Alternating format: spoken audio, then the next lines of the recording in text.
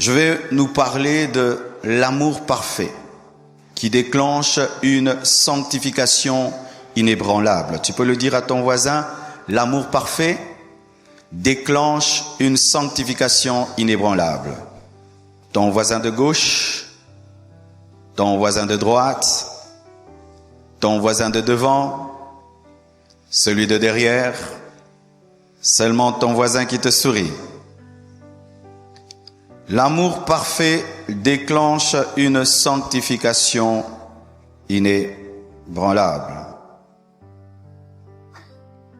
Mes frères et sœurs,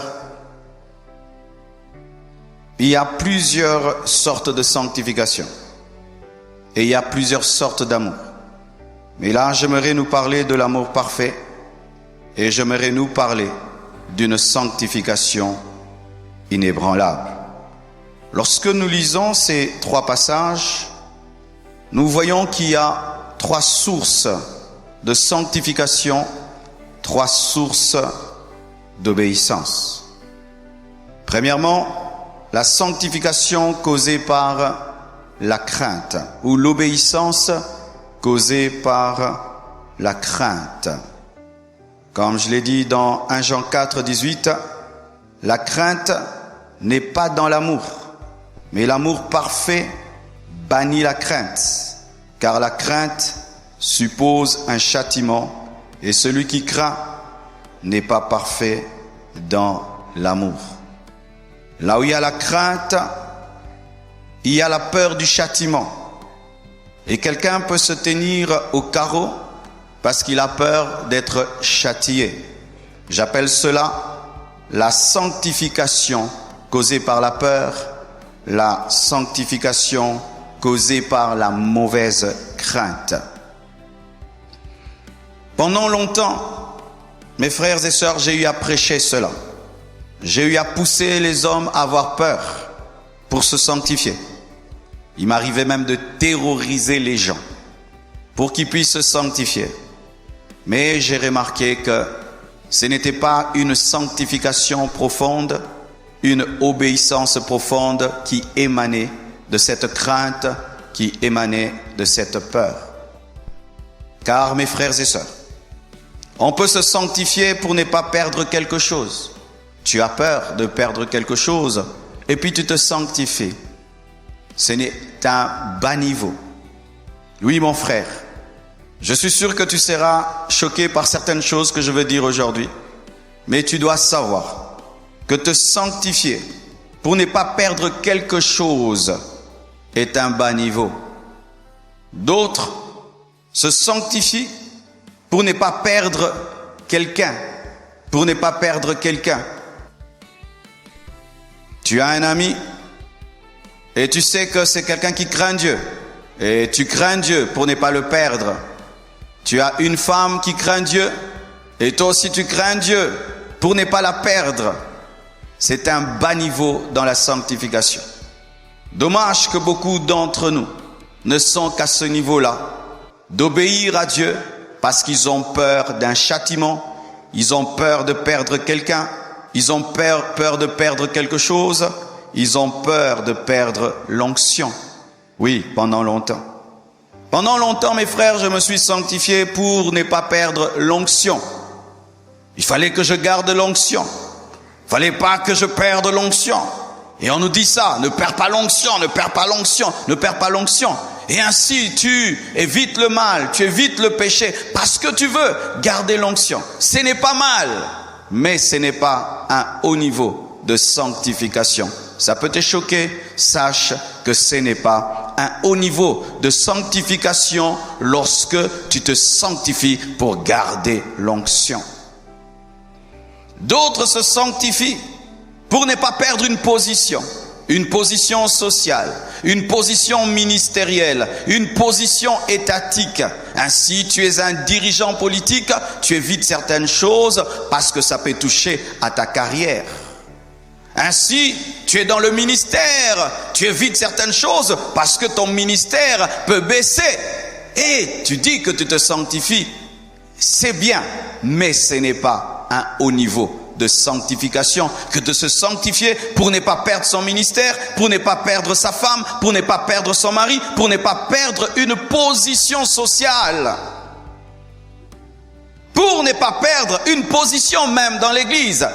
Nous voyons même des gens qui ont des responsabilités dans l'église et qui sont très disciplinés pour seulement garder leur position à l'église. Je suis ancien, je suis diacre, je suis président, je suis prédicateur. Ainsi, je me sanctifie pour ne pas perdre ma position dans l'église. Se sanctifier pour ne pas ouvrir la porte aux démons, pour ne pas ouvrir la porte au diable. Combien de fois cela nous était enseigné? Fais attention, le péché ouvre la porte à Satan, ouvre la porte à Satan. Et tu vois quelqu'un, il dit, non, les démons vont entrer, alors je ne vais pas pécher. Les démons vont entrer, je ne vais pas pécher. Les démons vont entrer, je ne vais pas pécher, je ne vais pas pécher. Sa sanctification est provoquée par les démons. Si les démons deviennent gentils, ils pêchent. Sa sanctification est provoquée par la sorcellerie. Il y a des sorciers autour de toi. Il faut que tu te sanctifies, hein? Il faut que tu obéisses à Dieu. Parce que si tu pêches, les sorciers vont te frapper. Ils vont t'envoûter. Il faut que tu pries. Il faut que tu sois consacré. Et tu vois quelqu'un se consacre parce qu'il a peur des sorciers. Il a peur d'ouvrir une porte à ses ennemis. Je ne dis pas que tu dois arrêter. Mais sache que c'est un bas niveau. Le tabernacle, mes frères, avait 3 dimensions. La dimension du parvis, la dimension du lieu saint et la dimension du lieu très saint. Et la sanctification aussi a des niveaux. Tu peux être au niveau du parvis, la sanctification provoquée par la peur. C'est-à-dire que tu n'as aucun amour pour Dieu. Aucun amour pour Dieu. La seule chose qui te pousse à éviter le mal, à éviter le péché, à obéir à Dieu, c'est seulement la peur de perdre quelque chose, la peur d'ouvrir la porte au diable, la peur du jugement, la peur du châtiment, la peur du châtiment. Là où il y a la crainte, il y a conscience du châtiment, la peur d'aller en enfer. Oui, frère. Se sanctifier parce qu'on a peur d'aller en enfer, c'est un bas niveau. Obéir à Dieu parce qu'on a peur d'aller en enfer, c'est un bas niveau. Et je t'assure, quand j'étais au début de ma vie chrétienne, je ne veux pas aller en enfer, je ne peux pas aller en enfer, alors je ne fais plus ça, je ne fais plus ça, je vais vaincre la tentation parce que je ne veux pas aller en enfer, je ne veux pas aller en enfer, je ne veux pas aller en enfer, je ne veux pas rater l'enlèvement, je ne veux pas rater l'enlèvement, je me sanctifie parce que je ne veux pas, j'ai la peur de rater l'enlèvement. Se sanctifier parce qu'on a peur de rater l'enlèvement, mes frères, est un bas niveau. Est un bas niveau. Pourquoi cela, mes frères? Parce que c'est une sanctification qui a des faiblesses. Oui, des faiblesses. Comme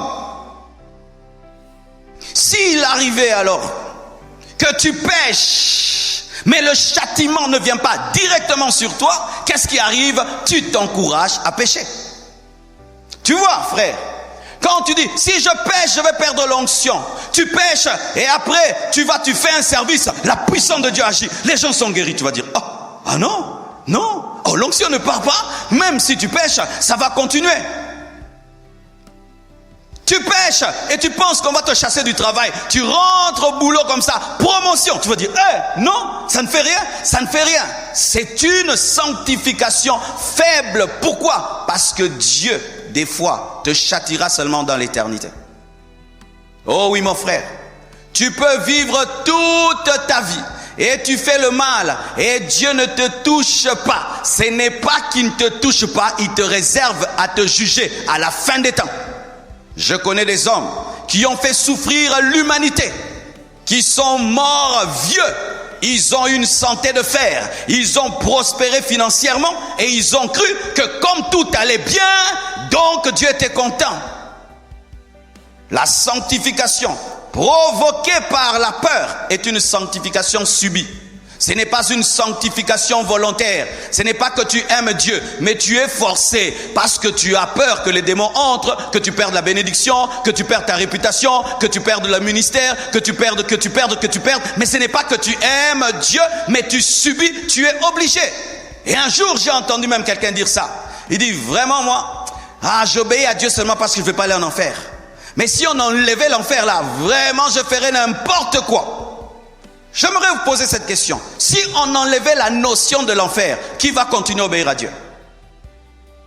Frère, si on enlevait l'option châtiment, jugement, qui va obéir à Dieu? Vous tous qui allez arrêter d'obéir à Dieu parce qu'on enlève le châtiment et l'obéissance, vous avez un bas niveau dans votre sanctification. C'est provoqué par la crainte, c'est provoqué par la peur. Frères, sœurs, cette sanctification est faible parce qu'elle ne supporte pas les contradictions. Tu te sanctifies parce que tu as peur de perdre ta réputation. Mais il peut arriver aussi, tu te sanctifies, mais malgré ça, tu perds la réputation. Alors tu vas arrêter. Ah oui frère, on peut te calomnier, on dit des choses sur toi. Alors tu te sanctifiais pour garder ta réputation. Et maintenant tu gardes ta réputation, mais on salit ta réputation malgré ta sanctification. C'est quand les gens disent, oh j'ai tout fait pour garder ma réputation, mais elle est salie. Alors je vais pécher parce que malgré ça, elle est salie. Un bas niveau de sanctification.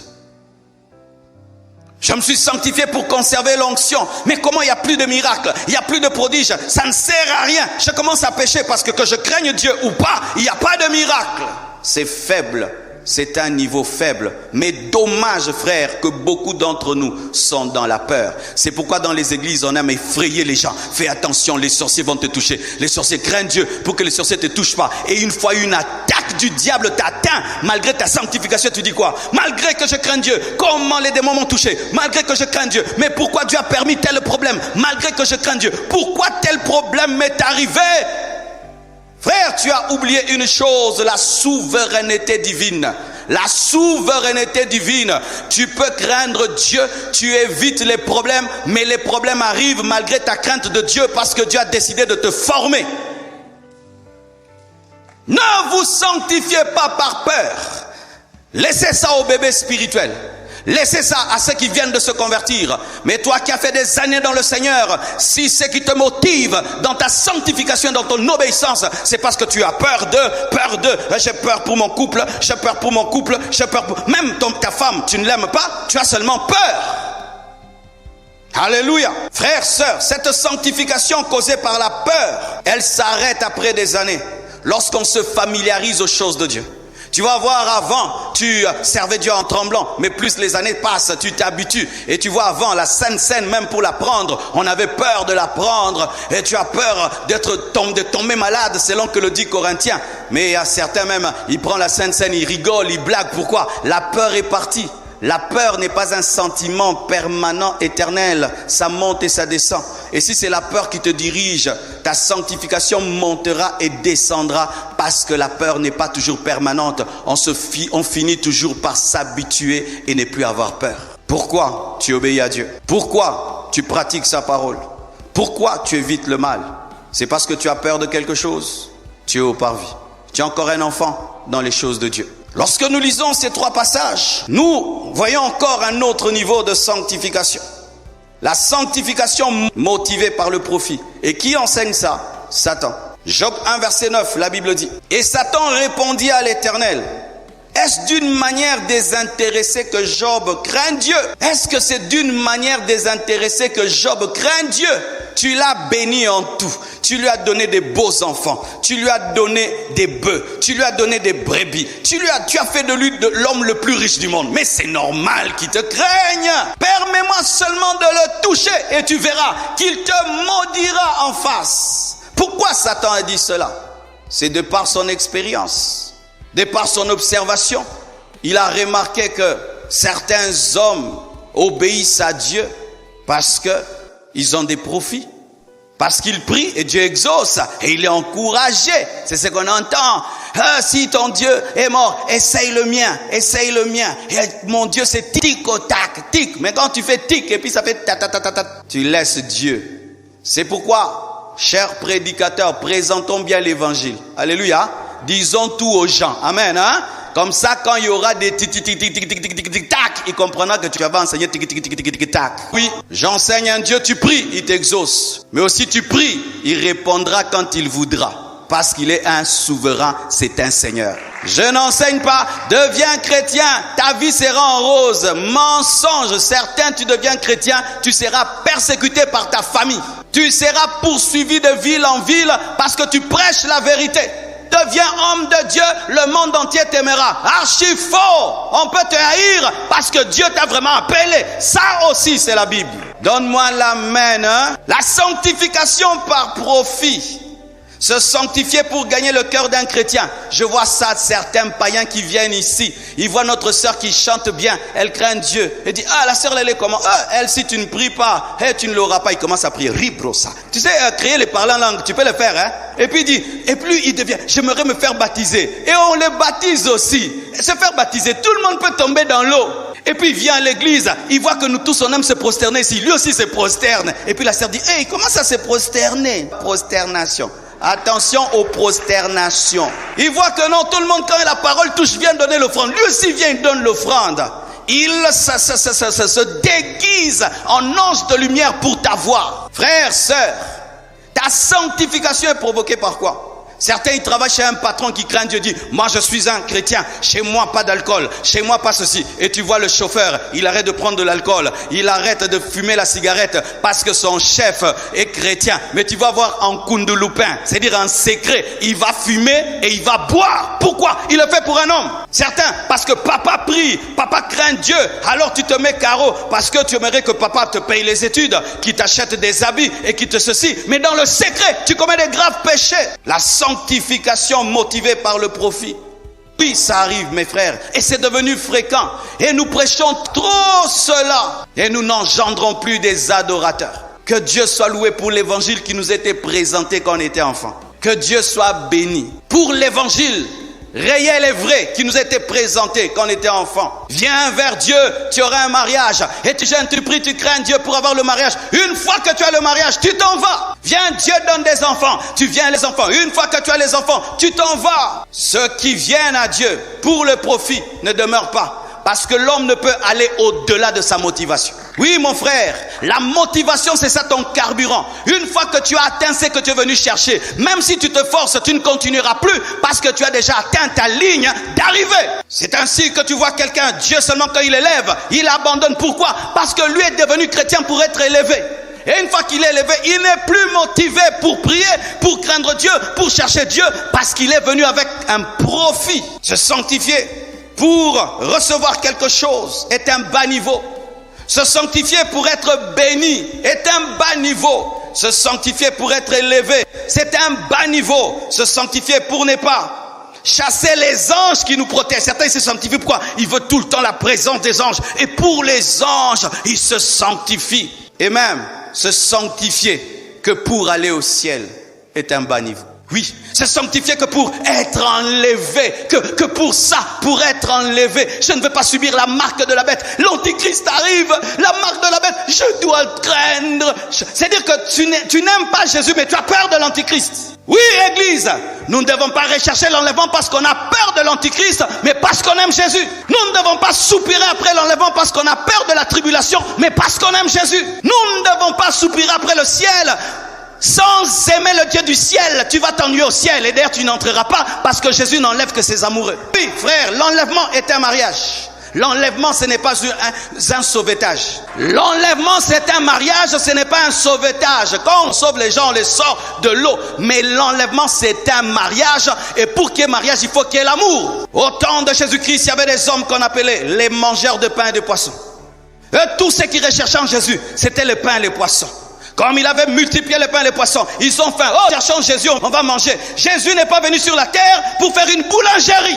Il n'est pas venu pour faire une poissonnerie. Mais il peut donner le poisson, il peut donner le pain. Mais il est venu pour plus que cela, pour ton cœur. Mais eux pensaient que Jésus était venu pour leur estomac. Se sanctifier seulement pour aller au ciel est aussi à un bas niveau. Les gens qui aiment couper mes vidéos, ils vont couper là. Mais il faut prendre tout, hein. Ces deux sanctifications, par la peur et pour le profit, j'appelle ça la sanctification des serviteurs.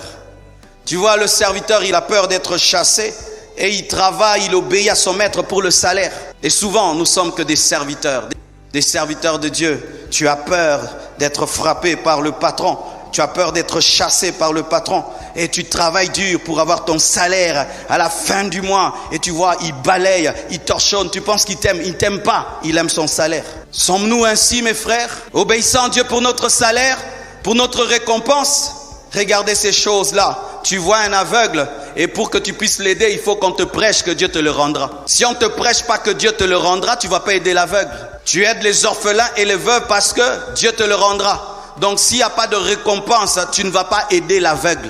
Quelle méchanceté. J'ai entendu un païen le dire.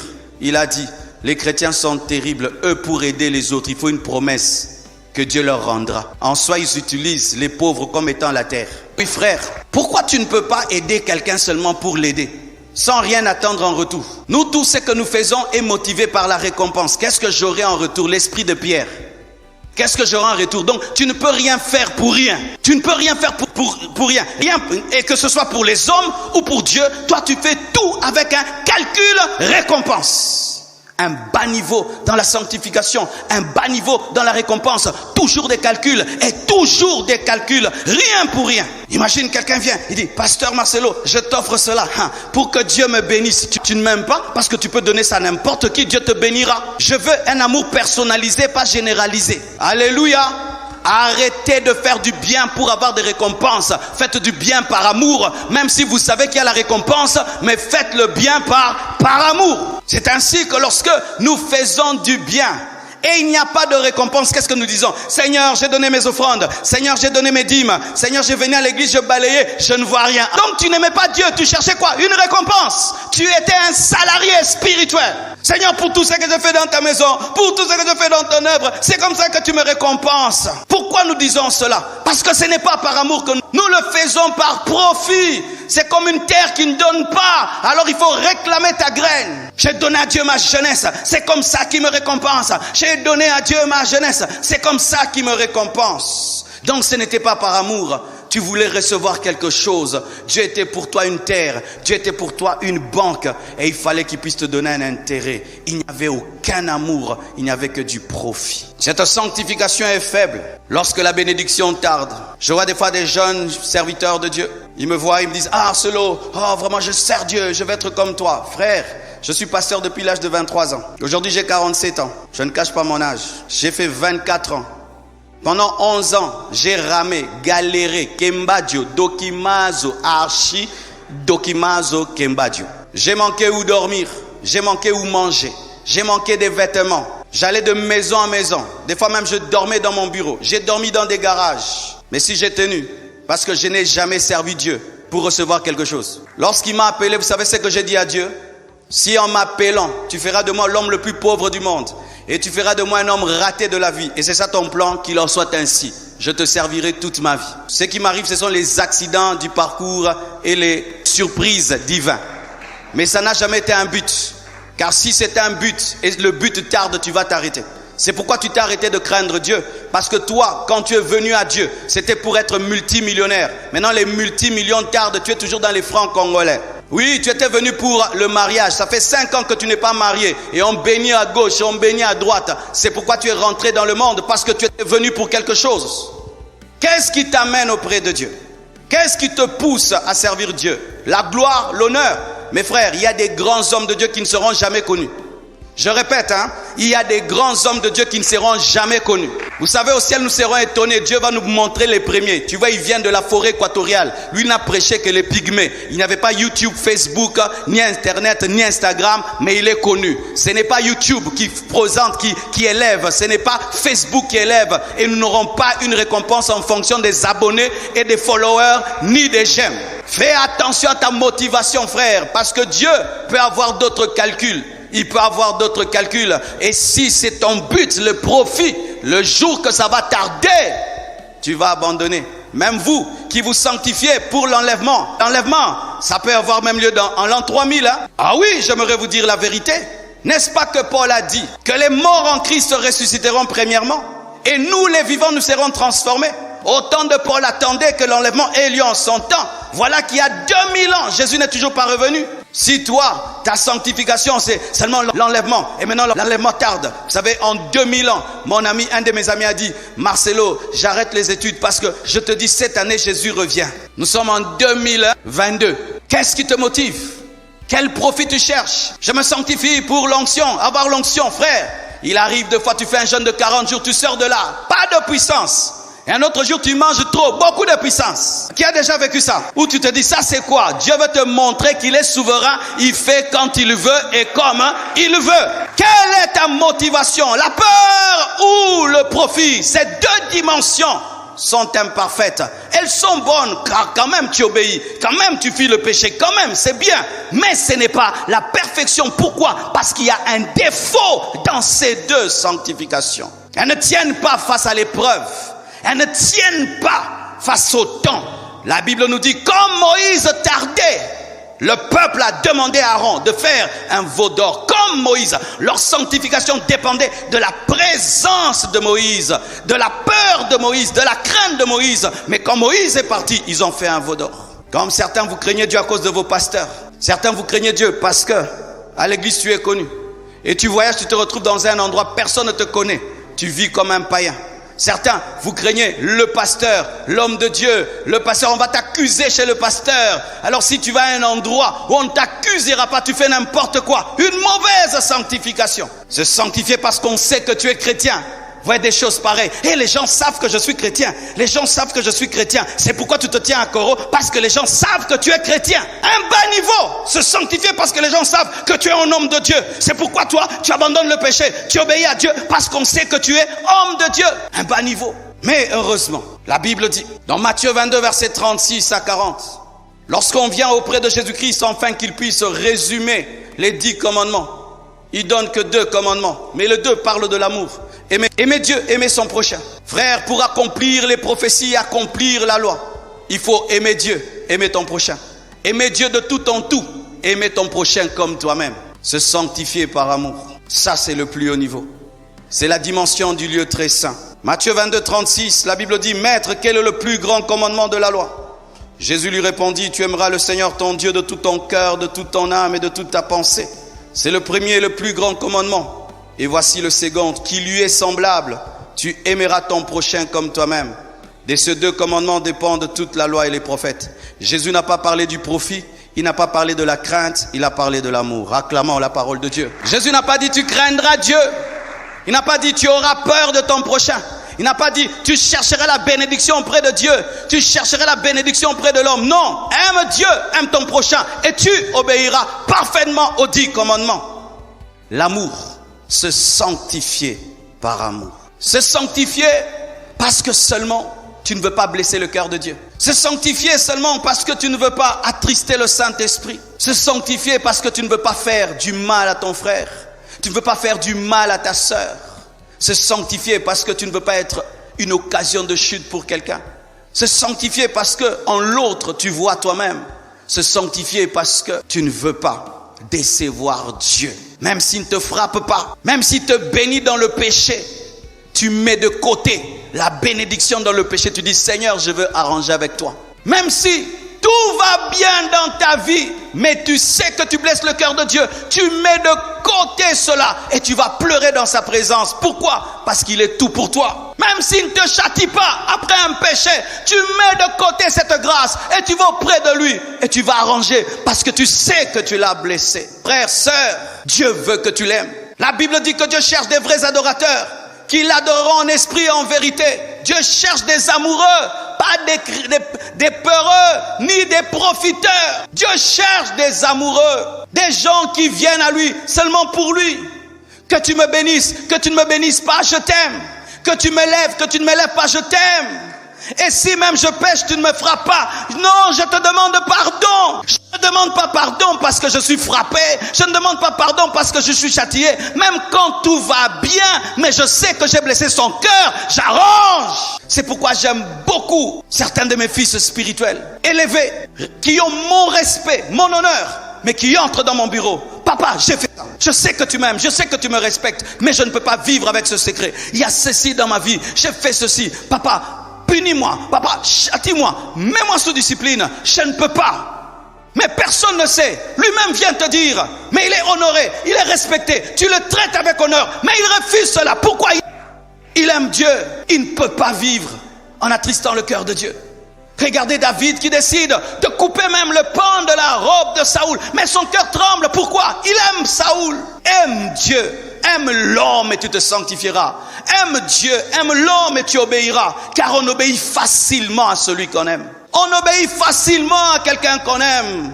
Mais on se lasse d'obéir à quelqu'un qu'on craint. On se lasse d'obéir par profit lorsque le profit n'arrive pas ou qu'on a déjà le profit. On arrête d'obéir. Qui d'entre nous peut courir encore fort alors que tu as déjà franchi la ligne d'arrivée? On t'a donné la couronne, on t'a dit cours encore. Non, tous lorsqu'ils courent, lorsqu'ils arrivent à la ligne de... ils décélèrent. Pourquoi? Je suis arrivé. Et si tu as un profit, quand tu vas arriver seulement, même si tu veux pas, tu vas décélérer. Si tu courais parce qu'un lion te poursuit, une fois que le lion est parti, que tu le veuilles ou pas, tu vas décélérer parce que c'est le lion qui te poussait à courir. La peur, le profit engendre une sanctification de bas niveau, inconstante et qui s'arrête dans le secret et dans le temps. Frères et sœurs, ce que j'aime dans la sanctification par amour, c'est qu'elle engendre des chrétiens 4x4. Vous savez, une voiture 4x4, eh bien, elle roule bien dans la plaine, elle roule bien dans la montagne, elle roule bien partout. Pourquoi? Elle est faite pour rouler partout. Et lorsque tu es un chrétien qui aime Dieu, tu vas l'aimer dans la bénédiction. Tu vas l'aimer dans le malheur, dans les épreuves, dans les hauts, dans les bas. Tu vas l'aimer et tu vas l'aimer. C'est pourquoi Paul et Silas ont loué Dieu dans une prison. Alors qu'ils devaient se plaindre, ils ont refusé de louer. Ils ont refusé de se plaindre parce qu'ils aimaient Dieu. Imagine, tu viens de prêcher, les âmes sont sauvées, les malades guéris. Comme récompense, tu es en prison. Tu vas te plaindre. Il ne s'est pas plaint. Pourquoi? C'était des amoureux de Dieu. C'était des épouses. Frères, sœurs, je vous pose cette question. Tu as une femme, elle ne te trompe pas parce qu'elle a peur que tu la tapes. Cette femme t'aime. Pourquoi tu ne trompes jamais ton mari? Mon mari est brutal. S'il me tape ici, je peux mourir. Ou mon mari va me répudier. Je vais perdre tout mon héritage. Je vais tout perdre. Est-ce qu'une telle femme est une bonne femme? Chaque fois que c'est la peur, la crainte du châtiment qui motive ta sanctification. Tu es une mauvaise épouse du Seigneur. Ou une femme, on dit pourquoi tu es fidèle à ton mari? Il m'a promis une maison. Je ne peux pas rater. Il m'a promis une maison. Et tout ce qu'elle fait, elle dit non à gauche, non à droite. Pourquoi? On m'a promis une maison. Est-ce que c'est une bonne femme? Mais une femme, on lui dit pourquoi tu ne trompes pas ton mari? Il ne verra pas, il ne saura même pas. Il dit qu'il le sache ou pas. Je l'aime tellement que je ne peux pas blesser sa confiance. Je ne peux pas le trahir. Ça, c'est une bonne épouse. Et c'est ce que tu dois être. Aimons Dieu, aimons nos frères, aimons nos sœurs. Et nous vivrons dans la sainteté. Nous vivrons dans l'obéissance. Vous savez, souvent nous parlons de la victoire de Joseph sur la tentation. Mais elle est provoquée par deux choses. Genèse 39, versets 8 à 9, la Bible dit ceci. Il refusa et dit à la femme de son maître, voici, mon maître ne prend avec moi connaissance de rien dans la maison. La femme de Potiphar le tente et il parle de Potiphar. Pourquoi? Il aimait Potiphar. Et il parle des bienfaits de Potiphar, de la reconnaissance qu'il a envers Potiphar. Et il a remis entre mes mains tout ce qui lui appartient. Il n'est pas plus grand que moi dans cette maison. Il dit, comment un homme qui m'aime comme ça, comment un homme qui me fait autant du bien, je peux prendre sa femme? Et il n'a rien interdit excepté toi, parce que tu es sa femme. Comment ferais-je un aussi grand mal et pécherais-je contre Dieu? Il parle de Dieu et il parle de Potiphar. Tu aimeras ton prochain comme toi-même et tu aimeras Dieu de tout ton tout. Et tu vaincras la femme de Potiphar. Quand je suis tenté de voler et je connais que mon frère, je l'aime, et il aime sa télévision. Je ne peux pas prendre ta télévision parce que je t'aime. Je sais que après quand tu vas venir et tu ne verras plus ta télévision, tu seras triste. Et moi je serai aussi triste qu'on me vole ma télévision. Je ne te volerai pas ta télévision. Aimer pousse à se sanctifier. Quand tu prends le mari d'autrui, c'est parce que tu manques d'amour. Oui, ton adultère est provoqué par un manque d'amour. Cette femme ne voit plus son mari parfait 2 jours. Et puis il revient. Et quand il rentre, il la tabasse, il l'insulte. Pourquoi tu fais ça? Parce que tu n'aimes pas cette femme? Parce que si tu aimais cette femme, tu vas dire à son mari, non, non, non, rentre chez toi. Ta femme a besoin de toi. Va voir tes enfants parce que tu l'aimes. Nous péchons parce que nous n'aimons pas l'homme. Nous péchons parce que nous n'aimons pas Dieu. Nous péchons parce que nous ne sommes pas amoureux de Dieu, mais nous sommes amoureux de ses bénédictions. Nous avons peur de lui, nous avons peur de l'enfer, nous avons peur du châtiment. Et notre motivation n'est pas profonde, n'est pas grande. Abnego, Meshach et Shadrach avaient compris cela. Qu'est-ce qu'ils ont dit dans Daniel 3, versets 16 à 18? Shadrach, Meshach et Abnego répliquèrent au roi Nebuchadnezzar: nous n'avons pas besoin de te répondre là-dessus. Voici notre Dieu que nous servons peut nous délivrer de la fournaise ardente, et il nous délivrera de ta main, ô roi. Écoutez, sinon, c'est-à-dire s'il ne nous délivre pas, malgré ça, sache, ô roi, que nous ne servirons pas tes dieux et que nous n'adorerons pas la statue d'or que tu as élevée. Ils disent, notre Dieu peut nous délivrer, mais si même il ne nous délivre pas, nous n'allons pas t'adorer. C'est-à-dire que nous n'obéissons pas pour être délivrés. Nous obéissons pour être en communion. Même si notre obéissance va amener notre mort, nous sommes prêts à accepter la mort que l'idolâtrie. Frères et sœurs, c'est ça qui a fait que les apôtres étaient des martyrs. C'est ce qui a fait que les apôtres pouvaient mourir pour l'évangile. Pourquoi aujourd'hui on ne peut plus mourir pour l'évangile? On ne peut plus souffrir pour l'évangile? Parce que nous sommes des profiteurs et des peureux. Si seulement ton obéissance à Dieu t'amène des problèmes, tu arrêtes.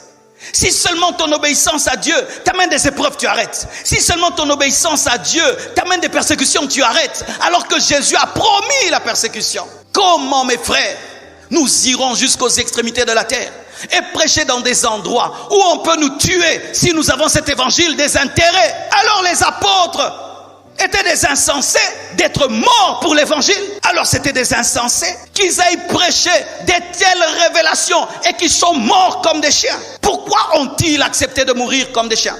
D'être lapidés, d'être décapités, d'être sciés, d'être des martyrs? C'est parce qu'ils aimaient Dieu et ils aimaient leur prochain, étaient prêts de prêcher l'évangile même là où on pouvait les tuer. Si tes deux motivations c'est avoir peur, tu vas un jour arrêter d'avoir peur, mon frère.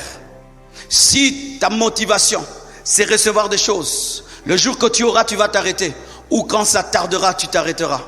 Mais il y a une puissance dans l'amour véritable demeure toujours et engendre une sanctification profonde et constante. C'est pourquoi il te faut une véritable conversion. Oui, mes frères, il faut que nous parlions à nouveau de la nouvelle naissance, d'une vraie rencontre avec Jésus. Tu viens à l'église, est-ce que tu as rencontré Jésus? Car pour l'aimer, il faut que tu aies une expérience.